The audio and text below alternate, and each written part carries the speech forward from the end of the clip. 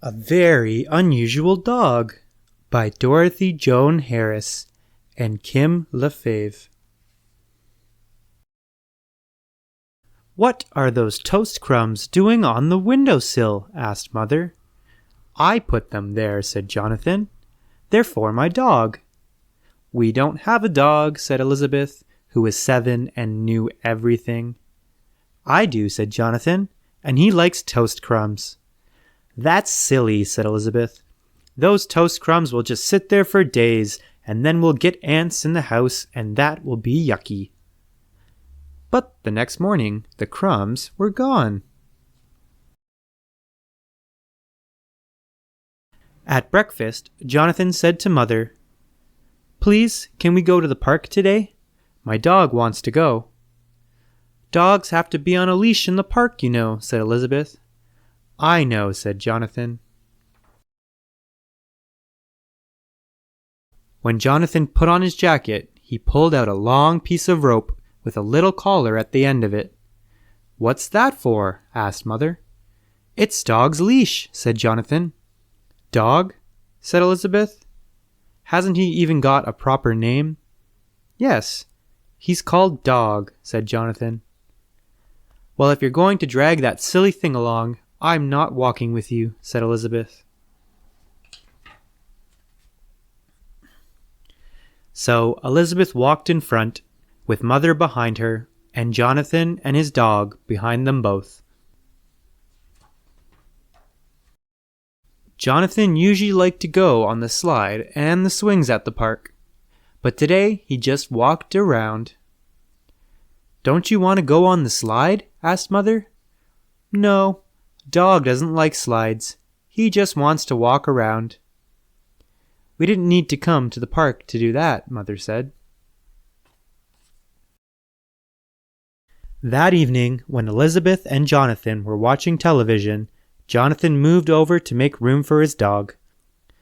"Dogs can't sit on the couch," said Elizabeth. So Jonathan sat on the floor instead, with his dog beside him. At bedtime, Jonathan folded his sweater and put it on the floor beside his bed. "What's your good sweater doing on the floor?" asked Mother. "It's for Dog. He likes to sleep close to me," said Jonathan. "He'll get dog hairs all over your sweater," said Elizabeth. "I don't mind," said Jonathan.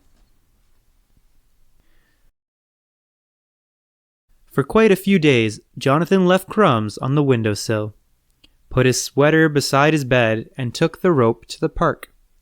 On Sunday, when they were going to Grandma's apartment for dinner, Jonathan held the car door open for a long time. "What are you doing?" asked Elizabeth. "I'm letting Dog in the car," said Jonathan. "He can't sit beside me," said Elizabeth. He smells." "He'll sit on the floor by my feet," said Jonathan. At Grandma's, Elizabeth said, "Jonathan's being silly. He thinks he has a dog. It has to go everywhere with him." "Oh," said Grandma, "what kind of dog?" "He's got long ears and a soft coat," said Jonathan. "His name's Dog." "He's not a real dog, you know," said Elizabeth. "Well, he sounds like a spaniel," said Grandma. She looked in her desk drawer and took out a photograph.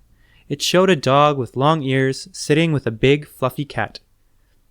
"Does he look like this?" she asked. Jonathan studied the photo. "Yes, that's what he looks like," he said. "Was this your dog?" "No, that was the dog that lived next door to me. The cat was mine," said Grandma. "She used to play with the dog. She was a very unusual cat." "What happened to her?" asked Jonathan. "She got old and died," said Grandma. "Why don't you get another cat?" asked Jonathan. "I can't. The apartment building doesn't allow pets," said Grandma. "Do you miss her?" "Sometimes."